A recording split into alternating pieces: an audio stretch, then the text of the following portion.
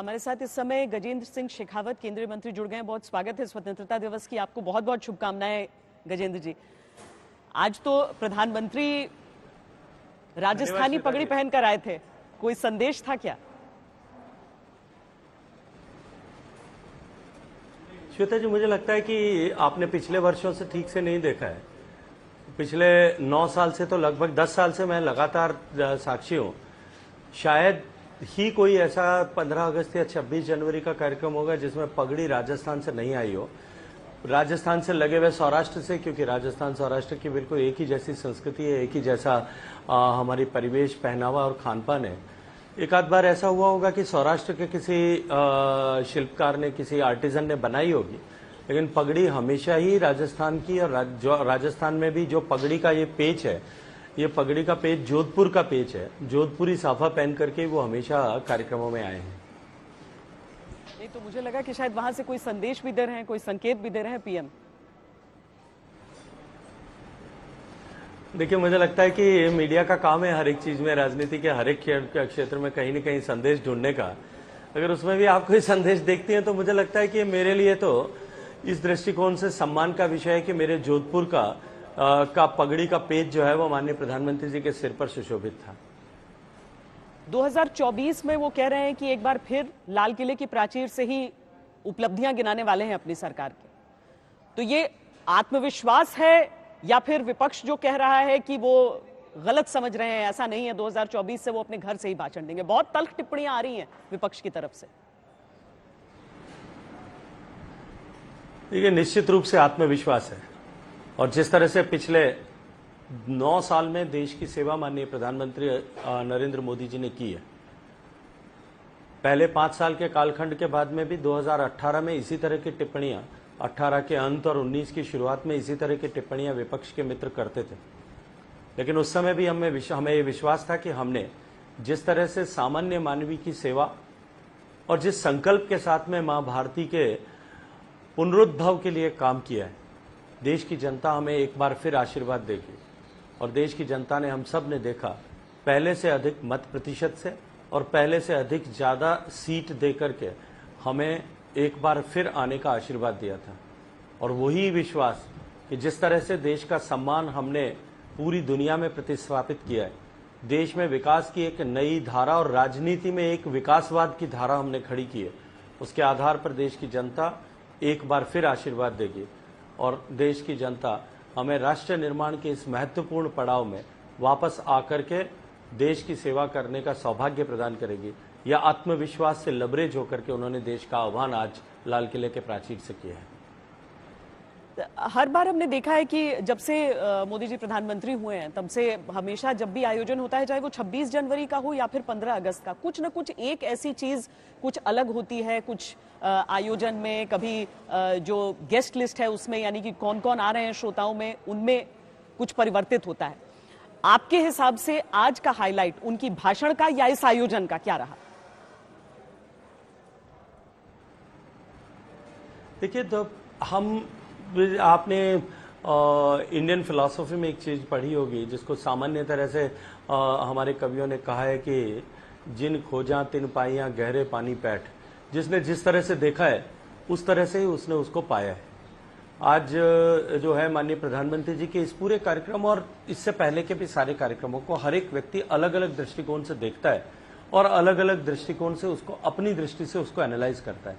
लेकिन मैं ये मानता हूं कि आज के इस भाषण को जिस तरह से माननीय प्रधानमंत्री जी ने विस्तृत रूप दिया, एक तरफ वो पिछले 10 साल का रिपोर्ट कार्ड था और दूसरी तरफ आने वाले भारत की तस्वीर और उसका रोड मैप, दोनों उन्होंने इस भाषण के माध्यम से रखा।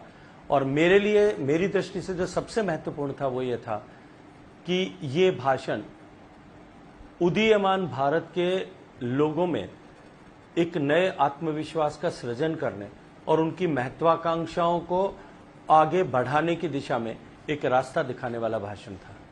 जहां तक गैस लिस्ट का विषय, आज जिस तरह से माननीय प्रधानमंत्री जी ने देश के विभिन्न क्षेत्रों में काम करने वाले लोगों को बुलाया था, जल जीवन मिशन से जुड़े हुए भी देश भर के लगभग 180 लोग, ऐसी बहनें जो VWSC की चेयरमैन है, village water and sanitation committee की, उनके साथ में जुड़े हुए लोग देश भर के आए थे।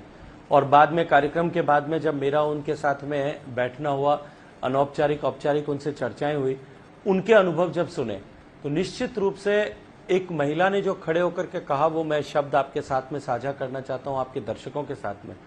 उसने कहा कि हमने आज लाल किले के प्राचीर पर माननीय प्रधानमंत्री जी के उस भाषण के समय में जो उपस्थित लोग थे, उनकी उपस्थिति से एक मिनी इंडिया की उपस्थिति वहां पर महसूस की।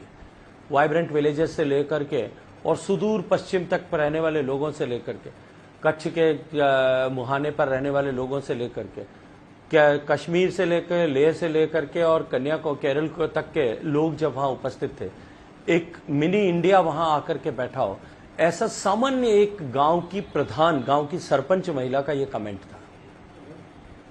पर गजेंद्र जी, आपके जो बाकी दल हैं, जो विपक्षी दल हैं, उन सब की तरफ से जो आरोप लग रहे हैं, उन पर मैं आपकी प्रतिक्रिया चाहूंगी। अरविंद केजरीवाल ने कहा कि ये ऐसी सरकार रही है जहां पर भाई भाई से लड़ रहा है। वो मणिपुर और हरियाणा का उदाहरण देते हैं। नीतीश कुमार कहते हैं कि ये केवल प्रचार की सरकार है। और अखिलेश यादव जब आते हैं, उनकी प्रतिक्रिया जब मांगी जाती है, तो वो कहते हैं कि परिवारवाद का आरोप दूसरों पर लगाने वाली पार्टी ही परिवारवाद करती।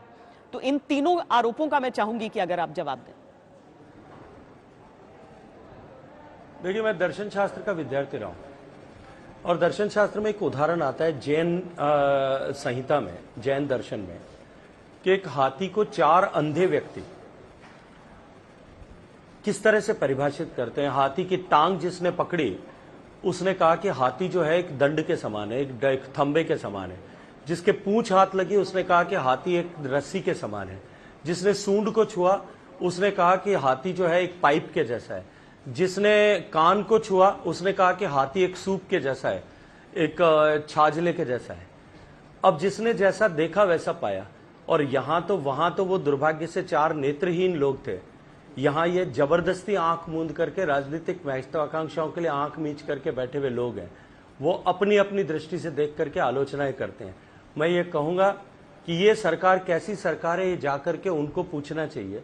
जिन माताओं बहनों को धुएं से मुक्ति मिली है, ऐसी 10 करोड़ बहनों से पूछना चाहिए। ऐसी 12 करोड़ माताओं बहनों, 12 करोड़ परिवारों की 30 करोड़ माताओं बहनों से पूछना चाहिए जिनके घर में शौचालय नहीं था, जिसके कारण से नित्य प्रतिदिन उनकी गरिमा से, अपनी गरिमा से उनको समझौता करना पड़ता था। ऐसे करोड़ों लोग जिनके आवास नहीं था, आज उनका घर मिल गया है, उनसे पूछना चाहिए। करोड़ों किसान जिनको किसान सम्मान निधि का पैसा मिलता है, लगभग 2.5 लाख करोड़ रुपया उनके खाते में गया है, उनसे पूछना चाहिए। ऐसी माताएं बहनें जिनके घर नल से पानी नहीं आता था, ऐसी 9 करोड़ 20 लाख महिलाएं जिनके घर नल से पानी आने लगा है, उनको पूछना चाहिए। मुझे लगता है कि अपना अपना देखने की दृष्टि है। कुछ राजनीतिक लाभ हानि की दृष्टि से देखते हैं और कुछ लोग ऐसे हैं जो जीवन में आए परिवर्तन के दृष्टिकोण से देखते हैं। अपना अपना देखने का नजरिया है। हाथी को समग्रता के साथ देखेंगे तो इन सबको अपने उत्तर जो है मिल जाएंगे। लेकिन जैसा मैंने कहा, वो जैन दर्शन में जिनको उदाहरण दिया गया था वो नेत्रहीन थे, लेकिन ये जबरदस्ती आंखें मीच करके सच न देखने वाले लोग हैं। चलिए, हम तो उम्मीद करते हैं कि स्वतंत्रता दिवस का दिन है, भारत का पर्व होता है और सब एक साथ मिलकर, दिल भी मिले, देश भी मिलकर एक साथ रहे। बहुत बहुत धन्यवाद गजेंद्र सिंह शेखावत जी, हमसे बातचीत करने के लिए।